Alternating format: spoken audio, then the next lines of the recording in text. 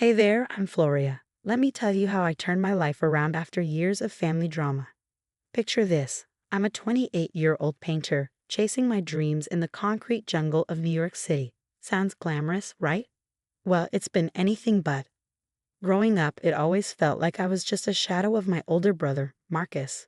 Mom would gush over his every accomplishment while barely glancing in my direction. There was this one moment I'll never forget. I'd won first place in the school art fair, a big deal for me. Heart pounding, I rushed home, blue ribbon in hand, only to have her barely look up from her phone. "That's nice, honey," she murmured before immediately raving about Marcus making the varsity football team. It was always the same. Marcus this, Marcus that. Don't get me wrong, I love my brother, but it hurt to feel invisible in my own family. Now, though, things are different. I got a little studio in Brooklyn, and my art is finally selling. And even more exciting, I'm getting married to the most amazing guy, Jack. He's been my rock through all the family chaos. "Your mom's going to lose it when she sees you in that dress," Jack said, a smile lighting up his face as we discussed the wedding plans. I wanted to believe him, I really did. So I picked up the phone and called Mom to make sure she had the date saved. "Hey Mom, just double checking that you're all set for the wedding next month." There was a long, heavy pause on the other end. "Oh, sweetie, about that. Marcus is having the grand opening for his new shop that day. I promised I'd be there to support him." My heart dropped. "But Mom, it's my wedding day. Can't you come to both? You know how important this is for your brother." "I'm sure you understand," she replied, her voice brisk. I didn't understand. Not at all. After I hung up, I just sat there, numb. Jack found me an hour later, staring blankly at the wall. "Floria, what's wrong?" he asked softly. I told him everything, my voice barely a whisper. "She's not coming, Jack. She's going to Marcus's shop opening instead." Jack pulled me close, his voice steady. "Floria, she's the one missing out. We're going to have a beautiful day, with or without her." I nodded, trying to believe him, but I couldn't shake the feeling that I'd never be enough for her. As I leaned into Jack's embrace, I wondered if I'd always be the overlooked daughter. The wedding day arrived, and despite Jack's reassurances, I couldn't shake the emptiness gnawing at me. Standing in front of the mirror in my white gown, my best friend Sarah adjusted my veil. "You look stunning, Floria. Jack's going to lose it when he sees you." I forced a smile, hiding the ache. "Thanks, Sarah. I just wish." She squeezed my hand. "I know, honorable, but don't let her absence ruin your day. This is about you and Jack." The ceremony was beautiful, but my gaze kept drifting to the empty seat where Mom should have been. Sensing my distraction, Jack squeezed my hand as the officiant declared, "I now pronounce you husband and wife." As his lips met mine, I pushed thoughts of my family aside and focused on our future. Months flew by, and my art career took off. I landed a spot in a prestigious gallery, and my paintings were selling faster than I could make them. Jack was thrilled. "You're killing it, babe. We have to celebrate." Life felt full, until I stumbled across Mom's social media. There she was, grinning at Marcus's shop opening, celebrating his birthday, even out for a random Tuesday night dinner. Jack noticed my clenched jaw. "You okay?" he asked, concern in his eyes. "She's there, Jack. Every single event. Every time he calls, she's there." I couldn't hold it in anymore. I dialed her number, my hands shaking. She picked up, cheerful as ever. "Floria, is everything all right?" "No, Mom, it's not," I replied, my voice sharper than I'd intended. "I've seen your posts. You've been at every single one of Marcus's events. Oh, honey, don't be so sensitive." My mom's voice sounded almost annoyed. "You know your brother needs more support with his business ventures. And I didn't need support on my wedding day." I asked, hurt bubbling up into anger. "You've always been so independent, Floria. I thought you'd understand." "Understand what?" "That I'll never be as important as Marcus." "Now you're just being dramatic. You know I love you both equally." I scoffed, feeling the sting of years of neglect sharpen. "Really? Because from where I'm standing, it looks like Marcus is your golden child, and I'm just an afterthought." "Floria, you're blowing this out of proportion. Maybe when you have kids of your own, you'll understand." "Understand what?" "How to play favorites." "No thanks." I hung up, my hands trembling. Tears filled my eyes as Jack wrapped me in a hug, his voice a gentle anchor. "You didn't deserve that, Floria. Your mom's behavior is toxic." I took a shaky breath, wrestling with the ache and the anger. What am I supposed to do, Jack? She's still my mom. Maybe, he said softly, it's time to create some distance. Focus on your art, on us. You don't need that negativity. He was right. I couldn't keep waiting for her approval, sacrificing my own happiness. You're right, I'm done trying to win her over. From now on, I'm living for me. That night, I blocked my mom and Marcus on social media. It hurt, but I felt lighter.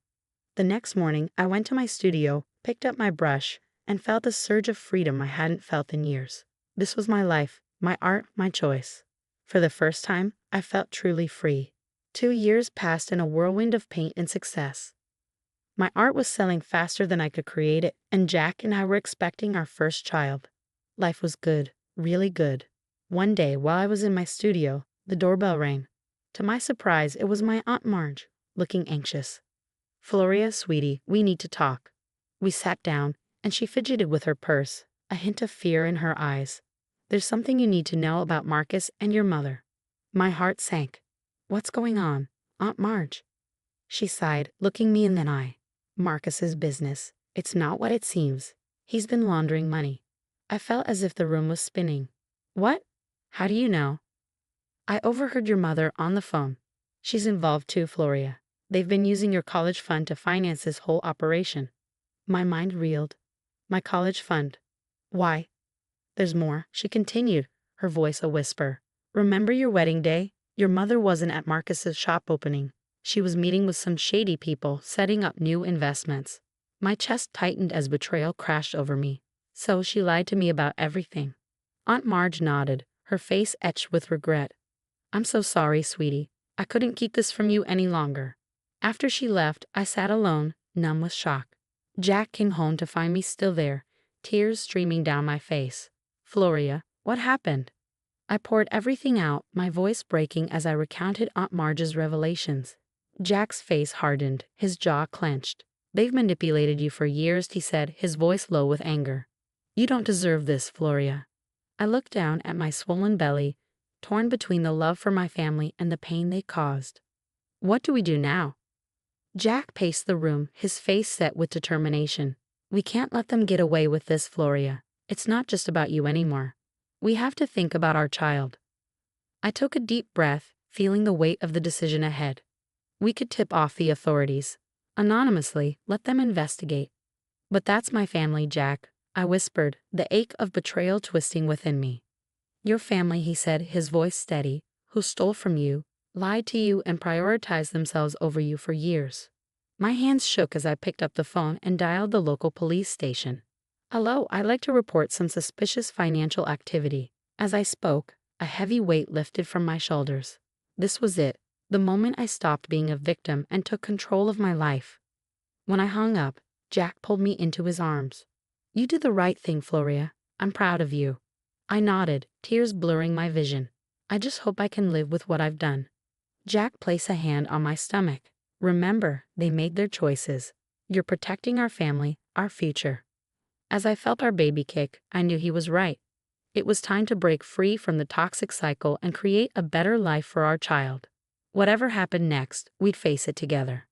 Months flew by, and before I knew it, I cradled my newborn daughter, Lily, in my arms, with Jack grinning beside me. "She's perfect, Floria. Just like her mom." Lost in Lily's tiny features, I barely noticed Jack turning up the TV. Breaking news. Local businessman Marcus Thompson arrested on charges of fraud and money laundering. The anchor announced.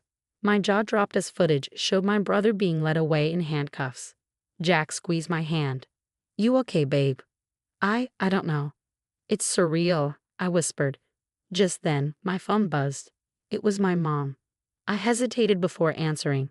"Floria, thank God you picked up. It's all a mistake. You have to help us," she pleaded, her voice frantic. "Help you?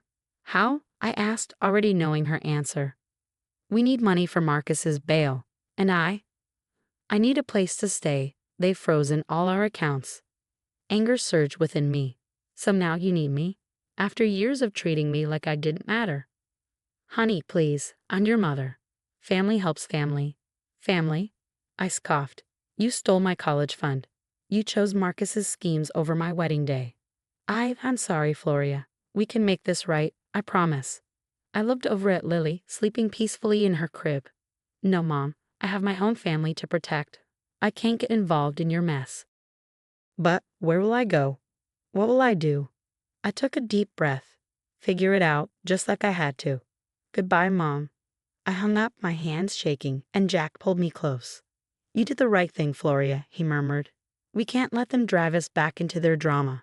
5 years went by in a blink. Lily had blossomed into a spunky little artist, and I was preparing for my biggest gallery opening yet. As I hung my final piece, Jack walked in with Lily in tow. Mommy, it's so pretty, Lily exclaimed, her eyes wide with admiration. I scooped her up, kissing her cheek. Thanks, sweetie. Want to help me name this one?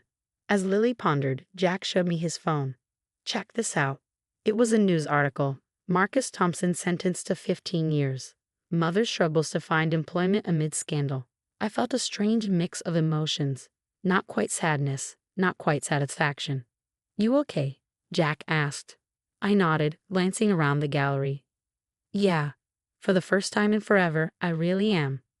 Just then, a crowd started to gather. Art critics, buyers, even a few celebrities.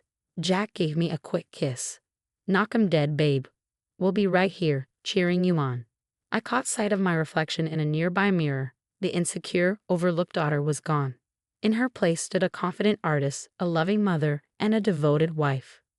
Ready, Miss Thompson? My assistant asked, smiling. I squeezed Jack's hand and ruffled Lily's hair. More than ready. Let's do this. As I stepped forward to address the crowd, I felt nothing but gratitude for my chosen family and the bright future ahead. The toxic influences of my past were just that, in the past, and as I began my speech, I knew that the best was yet to come. Now here's a question for you. If you were in Floria's shoes, would you have tipped off the authorities about your family's illegal activities? Or would you have kept quiet, even after years of mistreatment?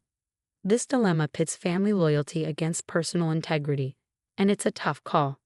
What would you do in this situation? Share your thoughts in the comments below. Your perspective could spark some really interesting discussions. If you enjoyed Floria's journey and want to hear more stories like this, don't forget to hit that like button and subscribe to the channel. Your support means the world to us and helps bring more compelling stories to life. Thanks for watching.